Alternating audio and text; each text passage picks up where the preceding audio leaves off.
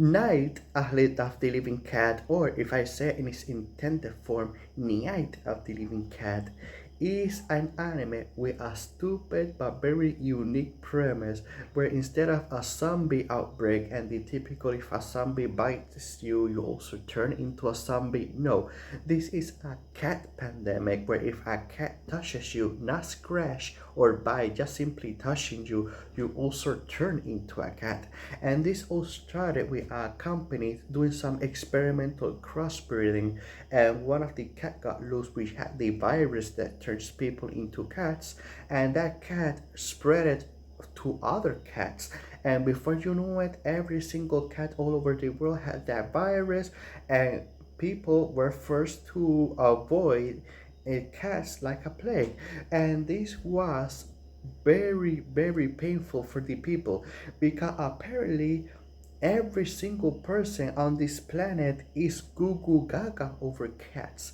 I think that there's not a single in this world there dogs don't exist because every single person was going goo goo gaga over cats, and even though that they're in a pandemic or a catdemic, which anime standards that's the anime not me, they were still going goo goo gaga over the cats to suffer. Oh my god, when was the last time that I was able to pet an adorable cat?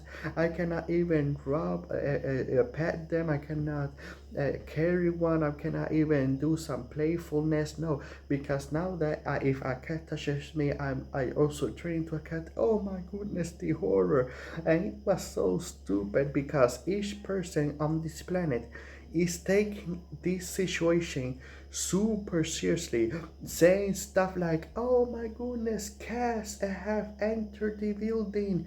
Let's run there, and they are adorable. Let's run away." And they're saying it with a super serious tone of voice and a serious face. That during that's it's like that during the whole anime. There was never a point where it turns comedic, or if or somebody acknowledge that they're in a stupid but unique situation. No, during the entire anime they take this super seriously, but also they just don't take it seriously enough at the same time, because you have cats that now are danger to your own life, and you think to yourself, okay, I don't want to do this. I want to avoid to do it as much as possible. I do not want to hurt cats. And that's completely understandable because even though that they are a danger to your life, you don't want to, they're so cute, adorable, and innocent. They are simply doing their instincts, so you want to avoid hurting them, fine, but you have to acknowledge that they're now a danger to your life. If you have to, let's say, for chance, kill them, but but at least in a indirect way, fine. But in the entire anime, not a single person has the guts to do anything to the cats. They were. I was during a couple of episodes in. I was thinking to myself, okay, when are they going to use guns or something, explosive mines, just something to protect themselves? But in like episode 4, if I remember correctly, they explain that, yeah, even though that they have all of this weaponry, nobody wants to use them. Because nobody wants to hurt the cats. The entire planet love cats so much that even though they have the technically the weaponry to defend themselves, that to them that's just scrap metal because nobody, they love cats too much. And instead of fighting them with guns or explosives, no, what they do is they got very creative, using water guns, using oranges because cats have the citric smells, and they just using cat toys to throw them and distract them while they run away towards the other direction. They do not want to hurt cats directly, fine. But even indirectly, there's a couple of points in the anime where they're driving a car, running away, and the dude would prefer to crash the car and get into an accident before running over a cat. And even when they were escaping from a building that has a cat infestation in it, the character left one of the door opens, and they said, why are you doing that? Oh wait, I don't want the cats to get trapped inside and running out of food and water and dying inside. And I say, okay, not wanting to kill them directly is one thing, but also indirectly, come on, you have to take this. Yes, your in your tone of voice and your facial expressions, yes, you're taking it seriously, but you're not taking it seriously enough. At least do it in an indirect way. I not directly, but indirect. I'm harping on this too much. Let's go on to the next topic. But one another thing that this anime does that I could say that I appreciate is that this anime is also quite educational. Each episode teaches you something new about cats. Now, new is a loose word that I use. Yeah, it teaches you cat knowledge that you might not have known about.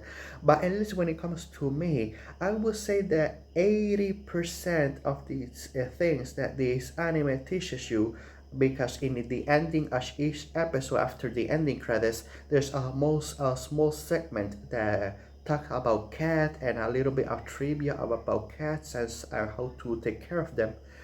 I would say like 80% of stuff that was shown during this anime is stuff that I already knew about. And the 20% stuff that I did not know about, and I was actually quite surprised that this is something that I did not know. It was mostly not about the cats themselves, but mostly the things around the cat, the equipment you use to take care of them, the toys, the food bowl, water bowl, and so on.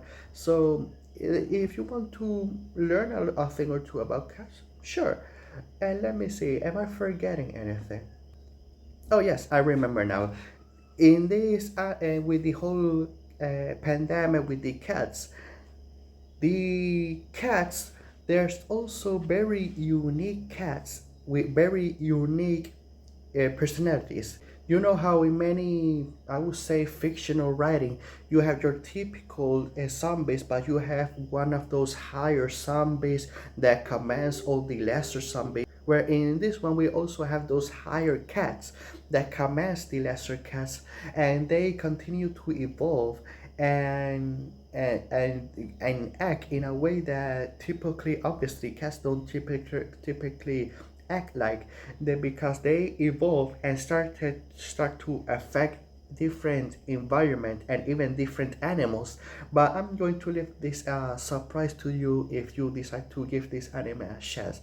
And I am going to stop the review now and give you a score of a 6, a 6 out of 10. Like I said, very unique and crazy premise, but but honestly, I would say by episode 4, I was starting to get tired of the gimmick, and it wasn't until like episode 7 where they introduced something new with the cats that it got my interest back again. But by episode 4, like at least for me, my personal taste, I was getting tired of the whole taking this seriously but not seriously enough, and the whole gimmick with the cat, and people doing cat puns during the entire show. It would have been better if there was at least one person that would acknowledge the ridiculousness of this whole situation. But I'm going to end it here. So have a good day, have a good night, wherever you're from. See you next video.